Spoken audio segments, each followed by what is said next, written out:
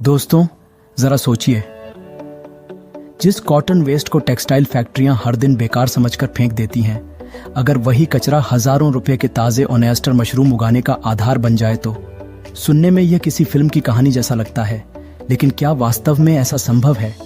क्या जिस चीज की कोई कीमत नहीं समझी जाती, वही भविष्य में मशरूम किसानों के लिए सबसे सस्ता और सबसे लाभदायक सब्सट्रेट बन सकती है?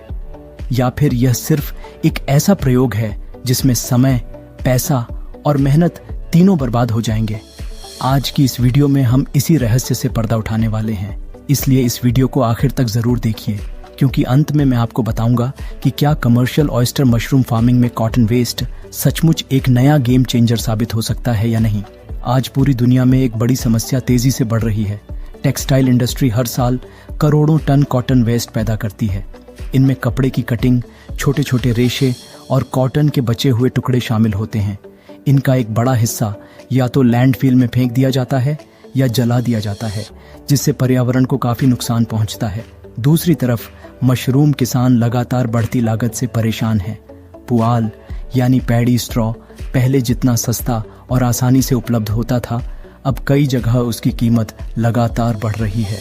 ऐसे में सवाल उठता है कि क्या इस बेकार समझे जाने वाले कॉटन वेस्ट को एक नई पहचान दी जा सकती है? अगर विज्ञान की नजर से देखें तो कॉटन का अधिकांश भाग सेलुलोज से बना होता है और यही सेलुलोज ऑयस्टर मशरूम के माइसीलियम के लिए ऊर्जा का प्रमुख स्रोत होता है। यही कारण है कि दुनिया के कई वैज्ञानिक और शोधकर्ता कृषि और औद्योगिक कचरे को मशरूम उत्पादन में इस्तेमाल करने पर लगातार रिसर्च कर रहे हैं। लेकिन यहाँ एक बहुत बड़ी गलतफहमी भी है। कई लोगों को लगता है कि जहाँ सेलुलोज है वहाँ मशरूम आसानी से उग जाएंगे, लेकिन सच्चाई इससे कहीं ज्यादा जटिल है। मशरूम केवल भोजन नहीं ढूंढता, उसे सही नमी, पर्याप्त ऑक्सीजन, नियंत्रित तापमान और साफ वातावरण भी चाहिए। अगर इनमें से किसी एक चीज की भी कमी हो जाए तो पूरा बैग कुछ ही दिनों में कंटैमिनेशन का शिकार हो सकता है। यही वजह है कि कॉटन वेस्ट को सीधे बैग में भरकर उस पर स्पॉन डाल देना बिल्कुल सही तरीका नहीं है। सबसे पहले यह समझना जरूरी है कि हर कॉटन वेस्ट एक जैसा नहीं होता। कुछ फैक्ट्रियों में इस्तेमाल होने वाले कॉटन पर रंग, केमिकल या सिंथेटिक फाइबर लगे होते हैं। ऐसे पदार्थ मशरूम की वृद्धि को प्रभावित कर सकते हैं। इसलिए केवल साफ और बिना हानिकारक रसायनों वाला कॉटन वेस्ट ही विचार करने योग्य होता है। अब कल्पना कीजिए कि आपके इलाके में कोई टेक्सटाइल यूनिट है जहां से आपको बहुत कम कीमत पर या कभी कभी बिल्कुल मुफ्त में कॉटन वेस्ट मिल जाता है। अगर उसी सामग्री से आप मशरूम उगा सकें तो आपकी उत्पादन लागत काफी कम हो सकती है। यही विचार इस प्रयोग को इतना रोमांचक बनाता है। लेकिन किसी भी नई तकनीक को अपनाने से पहले उसके फायदे और सीमाओं दोनों को समझना जरूरी है। कॉटन वेस्ट की सबसे दिलचस्प बात इसकी रेशेदार संरचना है। ये रेशे नमी को लंबे समय तक बनाए रखने में मदद कर सकते हैं। साथ ही इनके बीच छोटे छोटे खाली स्थान होते हैं जहां माइसीलियम धीरे धीरे फैल सकता है। लेकिन दूसरी तरफ अगर नमी बहुत ज्यादा हो गई तो यही सामग्री बैक्टीरिया और फफूंद के लिए भी अनुकूल वातावरण बना सकती है। इसलिए यहाँ संतुलन सबसे महत्वपूर्ण भूमिका निभाता है। किसी भी सबस्ट्रेट की तरह कॉटन वेस्ट की तैयारी भी बहुत सावधानी से करनी पड़ती है। सबसे पहले यह सुनिश्चित किया जाता है कि सामग्री साफ हो। इसके बाद नमी को इस स्तर तक लाया जाता है जहाँ सामग्री गीली महसूस हो, लेकिन उसमें से पानी टपकने न लगे। फिर इसे उचित तरीके से पाश्चुरीकृत किया जाता है ताकि हानिकारक सूक्ष्म जीवों की संख्या कम हो जाए। इस पूरी प्रक्रिया का उद्देश्य यह होता है कि जब मशरूम स्पॉन डाला जाए तो माइसीलियम को बढ़ने के लिए कम प्रतिस्पर्धा मिले। जब सबस्ट्रेट ठंडा हो जाता है तब उसमें अच्छी गुणवत्ता का ऑयस्टर मशरूम स्पॉन समान रूप से मिलाया जाता है। यही वह क्षण होता है जहां पूरी सफलता काफी हद तक इस बात पर निर्भर करती है कि स्पॉन कितनी अच्छी तरह पूरे सबस्ट्रेट में फैला है। अगर कहीं बहुत ज्यादा और कहीं बहुत कम स्पॉन होगा तो माइसीलियम का विकास भी असमान हो सकता है। इसके बाद सामग्री को बैग में भरकर छोटे छोटे वेंटिलेशन होल बनाए जाते हैं और नियंत्रित वातावरण में रख दिया जाता है। अब शुरू होता है सबसे रोमांचक इंतजार।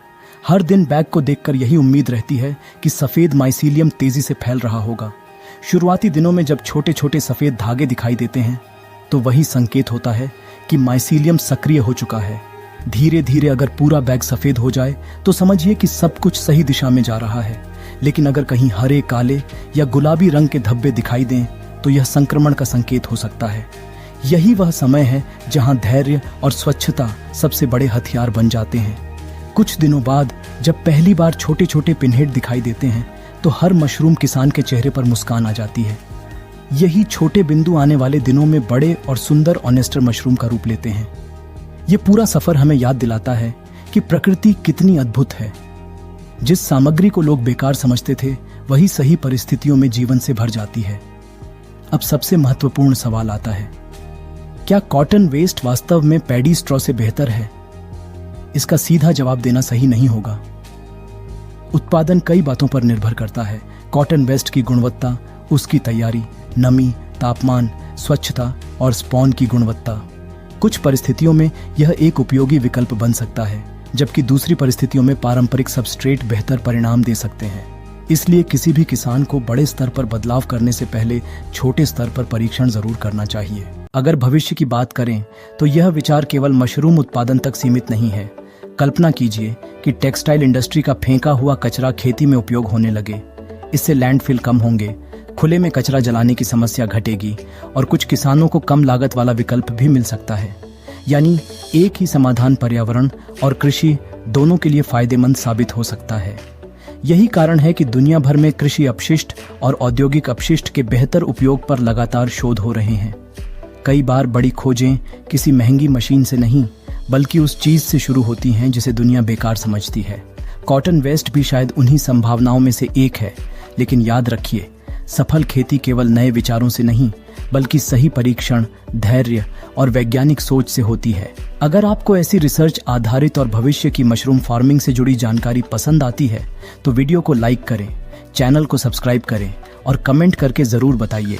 अगर आपके पास मुफ्त में कॉटन वेस्ट उपलब्ध हो तो क्या आप उस पर ऑयस्टर मशरूम उगाने का प्रयोग करना चाहेंगे? अगले वीडियो में हम एक और ऐसे अनोखे कृषि अपशिष्ट के बारे में बात करेंगे जो शायद मशरूम उत्पादन की लागत को और भी कम कर सकता है। तब तक के लिए धन्यवाद और मिलते हैं अगली वीडियो में।